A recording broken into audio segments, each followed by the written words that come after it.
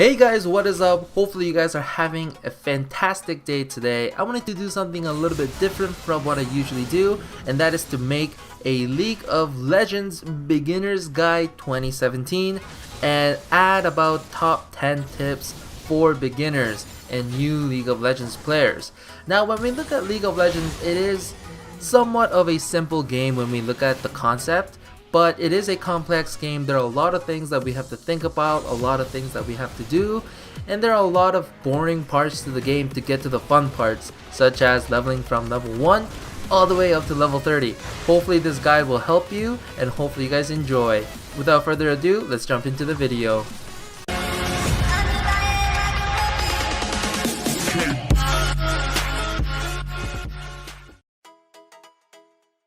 So the first thing that we're going to talk about is leveling your account all the way up to level 30 and how to get there as soon as possible. Also, some of the things to keep in mind while you guys are leveling. Obviously, it's not going to be very helpful for anyone who's already hit that level 30 mark, but if you guys are looking into making a Smurf account, and for those players who still hasn't hit that level 30, hopefully this tip will help you. So some of the things to keep in mind while you guys are doing this is, obviously it is one of the most boring times of League of Legends, but don't let it discourage you, because after you hit level 30 a lot of good stuff happens, aka ranking, and all the good stuff and the fun stuff happens after you hit level 30. So you just have to bear with it, and you just have to be patient to get through those boring parts of the game. A little tip here already that I want to give to those new players: if you guys are brand new to the game, right, I suggest not playing any PvP mode until you hit level 20 at least.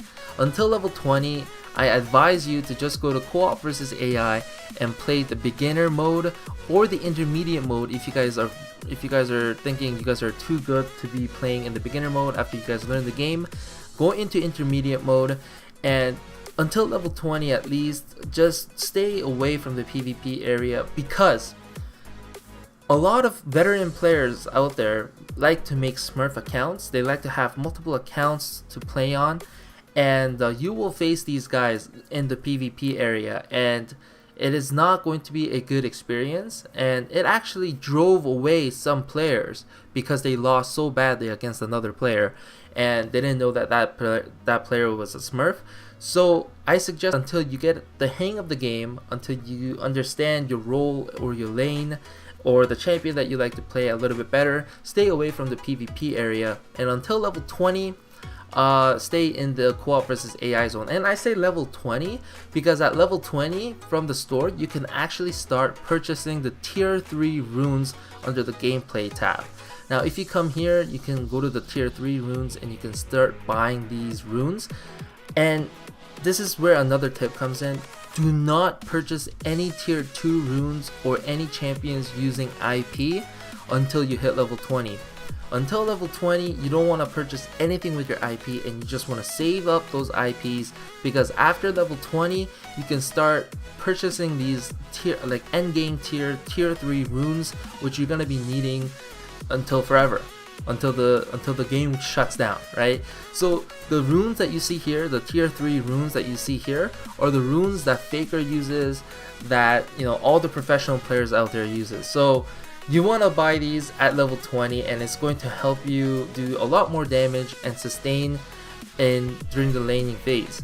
And also, after you hit level 20, you do want to start playing normal, but you don't want to play a lot of normal, because right now your main goal is obviously to learn the game, but at the same time to level as fast as possible. And playing the AI version, especially the beginner, and if you have if you have a pretty good knowledge behind the game now, you can really fly through these modes. You can finish these games really quickly, and it'll give you a lot of EXP. You can finish a lot of games, you can play a lot of games in your allotted time, and you can really level quickly. Also, another thing to keep in mind is that in the store, under the gameplay tab, right below the runes, there are boosts you can buy using real money. And obviously, if you guys want to keep this free to play as possible, then obviously do not purchase these, but this will actually help you level a lot faster. And if you guys really want to hit that level 30 quickly, this will actually help you a lot. And obviously buying these cheap ones will help you, this 3 days, the 7 days. But if you guys are unsure of what your schedule is going to be, if you can't really play consistently, then buying one of these 50 wins packages is also helpful as well. And IP boosts, even a lot of veteran players these days buy IP boosts because there are a lot of things you can do with the influence points. In number 2, we have choose your roles and know your roles. So in League of Legends, there are actually 5 roles that you can choose from: top, jungle, mid, bot, and support. Bot is ADC, for anyone who's new to the game and didn't know that. Bottom means ADC, and this is the fill icon. So when you first start the game and you guys are playing in the AI mode until level 20, there really isn't a laning phase, like an official laning phase. Everyone just goes wherever they want to go and they play whatever they want to play, and they just carry the game and try to break the nexus as fast as possible. That's why at starting level 20, after you get your tier 3 runes, I suggest you playing normal draft pick. Draft pick is a lot better. It is a lot slower because the process to get into the game is a little bit longer, but it'll actually help you understand your role a lot better. And this is where you really have to decide what your main role is going to be. If you're one of those players, you like to play something that's up in the face, something a little bit tanky, where you can be the front line of your team, then top or jungle can be your main role. Obviously their roles are very different on what they do. And if you want to be someone who wants to be like a caster, or you want to do a burst of damage, you want to be like an assassin, then mid would be your pick. Obviously, if you want to play something that's longer range, where you can be away from the front line and deal much damage as possible, would be the bottom role or the ADC. And if you want to be the mother of your team, basically supports are the mother of your team. They do the most warding. They try to get you the most vision. They try to call out to the team on what's happening on summoner cooldowns, summoner spell cooldowns, and ult cooldowns, and so on and so forth. So all these roles are different. What you want to do now is you want to really pick your role and you want to study it. You want to research it, and you want to look up videos on that specific role and the champions that you can play in that role and practice, right? And you have to really know your role. For example, there are exceptions when it comes to choosing a role. For example, Ziggs is a champion that scales as AP. AP is ability power, right? But right now with season 7, Ziggs has been showing up as an ADC, as a bot carry, right? Obviously they don't buy AD attack damage items, but their role has changed so that they can both be a mage that can be played in the mid lane, or an AP carry, I guess, that can be played in the bot lane. So it is different, but you really want to stick to one role for now. After you get comfortable with your main role, for example, if you pick mid as your main role, and you can't be guaranteed to go to mid every single game, right? That's why you have to pick a secondary lane. Now for a recommendation, I do suggest either bot or support, because these guys are always together during the laning phase. So if you play in one role, you can actually see what the other role does and get a good understanding of the other role, at least for the laning phase. So you do have a start, you do have somewhere to start. If you play bottom as your secondary, then you will have a general knowledge of what supports do during the laning phase, because your guys are always together.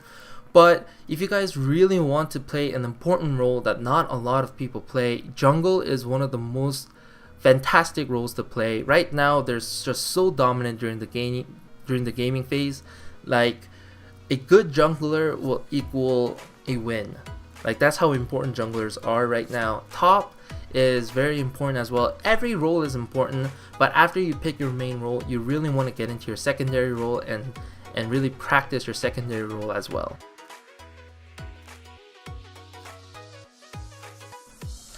The third thing that we're going to talk about is champions. Now, there are two major types of players in League of Legends. One is a one-trick pony, and two is a player that has a large player base. One-trick ponies are usually people who one-trick only one champion. They play only one champion and they're the master of that champion. They are confident that if they play that champion, they'll be able to do very well within the game. The second type of player is a player that has a large champion pool, meaning they can play every champion, or not every champion, but they have a multiple, like they have a big list of champions that they can actually play. But in the earlier stages of the game, you really want to start somewhere, and you want to stick with one champion until you get a very good understanding of that one champion, until you get to a point where even if you are countered, you're still comfortable playing that champion and you're comfortable to not feed during the laning phase. Usually after you play one champion or you master one champion, I say make that list to 3 champions. If you have 3 champions that you're very comfortable with, that you're very confident with, then I'm pretty sure that it's going to help you a lot in the long run. Number 4, team composition. Now, you really have to understand what a good team composition is when you're picking your champion. Obviously, you can just say, hey, I only play, let's say for example, I only play Anivia, so I'm only going to play Anivia. But obviously, that is not going to be helpful for your team, right? Let's say you're playing in the mid lane and, looking at your team composition, you have we have Twitch in the bot lane, jungle as Teemo, who's going to be, who scales AP, right? And if our support is going Brand, for example, and our top is going like Malphite, then we really don't have an AD champion other than Twitch. Then we really, we want to balance out the team, right? So you can go either Zed or Talon, in the mid lane. Or if you're playing top and we actually don't have a tank, you can go and play something a little bit tanky like Nautilus or Malphite or even Singed in any case, right?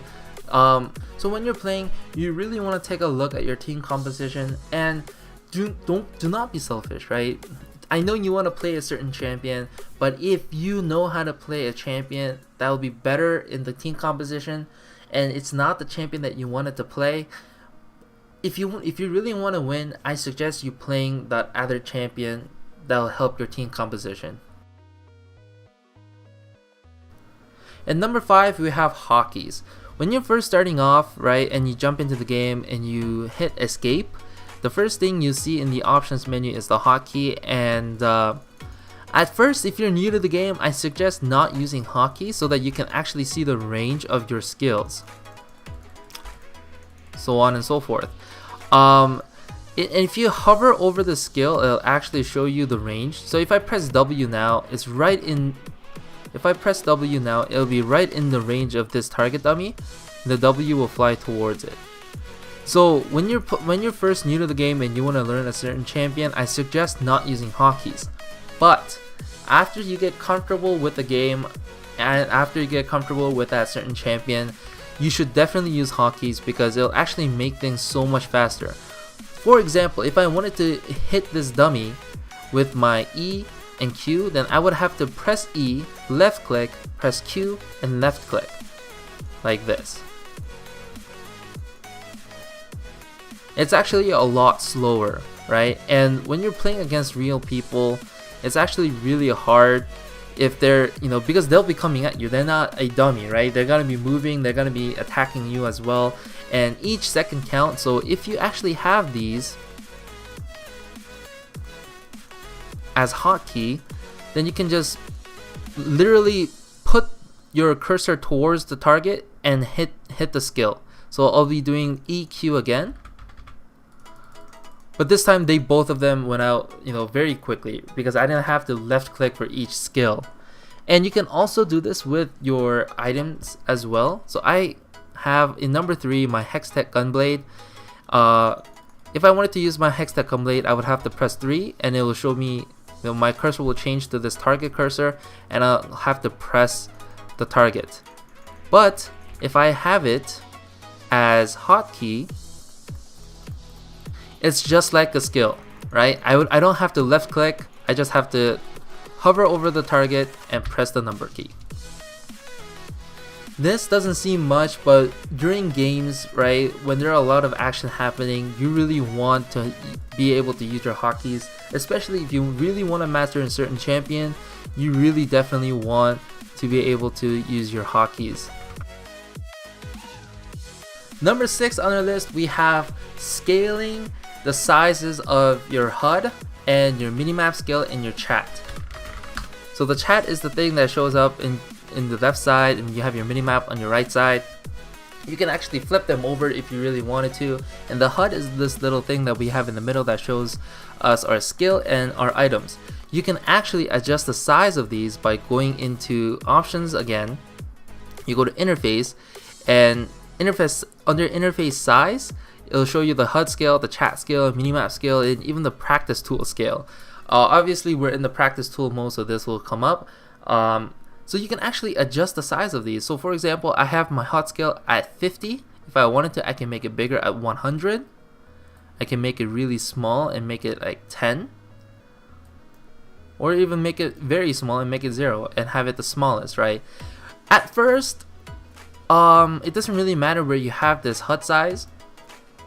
But as you practice, as you get better in the game, it is recommended to actually make the sizes of these a little bit smaller, because you actually have more screen space.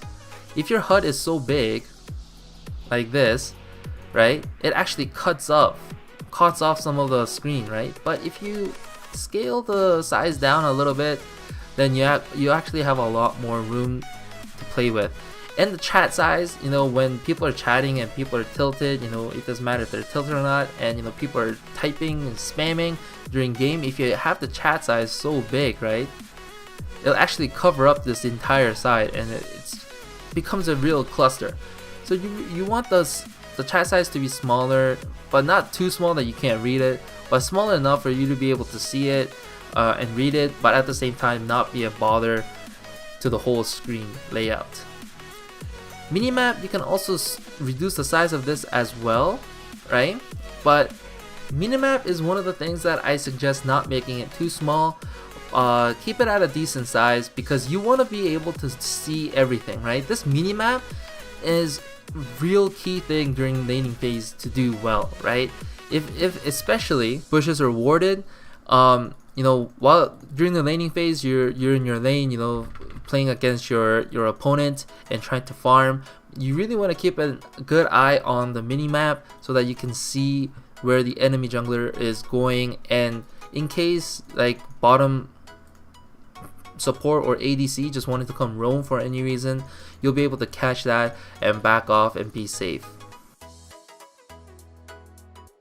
And number 7 on our list, we have warding slash vision. You really want to ward, and vision is very important when it comes to playing the game. Vision, it is so important that some people say that vision equals wins, right? So if you have a lot of vision in the map, let's say for example you guys are losing, they're able to get your first towers. Obviously they'll be able to invade into our jungle, so if we place a lot of wards within our jungle, then we can really have a good vision on what they're doing and where they're coming. Without vision, we try to go out into our own jungle and we get caught off, and the snowball effect just becomes even bigger and it just becomes a mess, right? So we want to be able to ward. There are a couple of things that we can buy for warding. We can actually purchase this very useful warding totem, or aka trinket, that we can buy, and we can ward using these in the early game. If we want to upgrade after level 9, we can actually upgrade these trinkets to either Farsight Alteration or Oracle Alteration, and it's actually really good. There are two things that you can start off with: Warding Totem or the Sweeping Lens. Warding is basically what you see here. You can actually place the wards down and it gives you vision around that area. The sweeping lens, if you actually use the sweeping lens, it'll show the enemy ward and you can actually hit them and erase them off the map. So it becomes a big vision fight. Farsight Alteration is something that you can purchase and you can ward without actually going to that area. For example, for these trinkets and wards, we have to actually go to the area to ward. But if we wanted to ward a red, for example, from our base, we just have to go out a little bit until we get into range with our Farsight Alteration, and bam, we can just leave it there. The downside to this is that the enemy can see this this totem or this trinket or ward without using a sweeping lens, and they can just break it with one hit.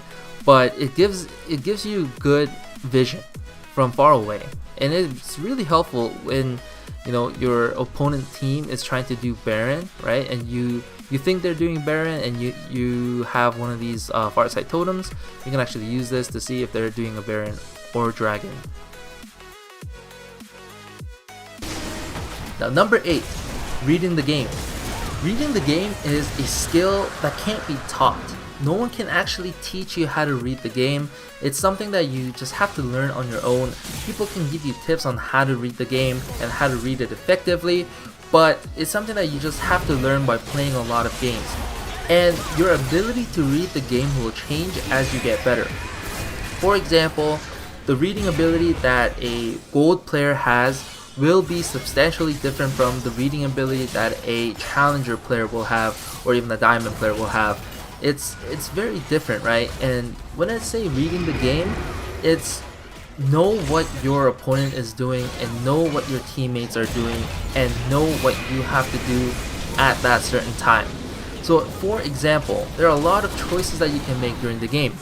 If your opponent is out about during Dragon, and you don't think you guys can get there fast enough, but you see one of the lanes pushing, and it's your minions are hitting a tower, and you go and you break that tower because there isn't really much you can do with the dragon.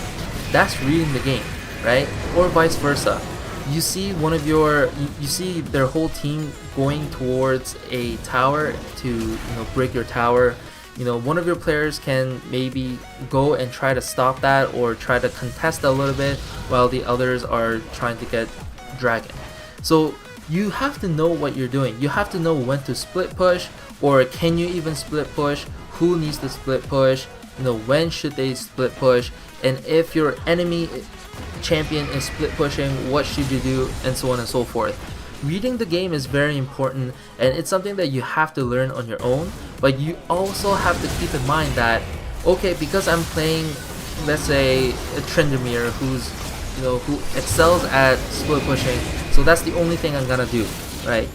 That's not really how it works, right? When the situation calls for, you have to join with your team, you have to go to Baron, you have to go to Dragon, you have to try to contest their red buff or blue buff, it doesn't really matter. But you have to have that knowledge and the ability to read the game to make the right decisions. Number 9 on our list is something that's very important, and it's very hard to understand for newer players because it's something that it doesn't really happen in different games other than MOBAs. I think MOBAs are one of the most major games where this actually happens, and it's Snowball. I guess RTS, it does happen a little bit, but MOBAs, and other than MOBAs and RTS, you'll really never see this. It's called the Snowball effect. And first of all, what is the Snowball effect? Snowball effect is literally what it means, right? If you take a ball of snow and you start rolling it down a big hill, right? At the end, as the snowball rolls down the hill, it gets bigger and bigger and bigger and bigger, right? And that's what the flow of the game usually is when it comes to League of Legends. You want to start the snowball somewhere, and it can start from anywhere, right? A single kill, a single solo kill, or a single counter jungling, or denying farm for your opponent. All these things adds up and becomes a bigger snowball as it happens, right? So the best thing to do is, if for any reason, let's say you're playing in the mid lane and your bot lane is doing poorly for some reason, right? Then that team, your enemy team, have started their snowball from the bot lane because they're ahead, right? There are a couple things you can do to stop that snowball while it's still small, right? You, as a mid laner, can roam down to the bot lane to help them out, or your jungler can gank multiple times to help out your bot lane. You really, League of Legends is a snowballing game. Who makes their snowball big quicker, I guess, right? It's one of the most simplest ways to think of League of Legends, and that's how a snowball effect works. Now, you really don't, okay, so this is one of the most important things when it comes to snowballing.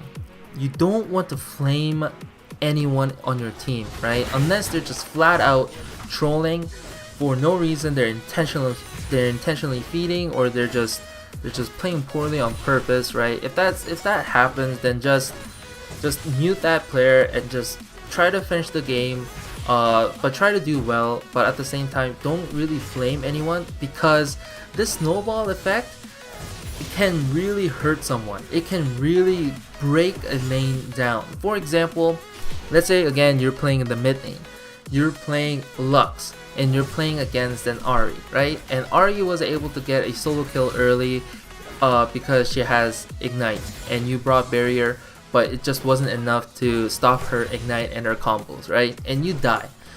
When you come back, right, Ahri will have a little advantage over you when it comes to items, right?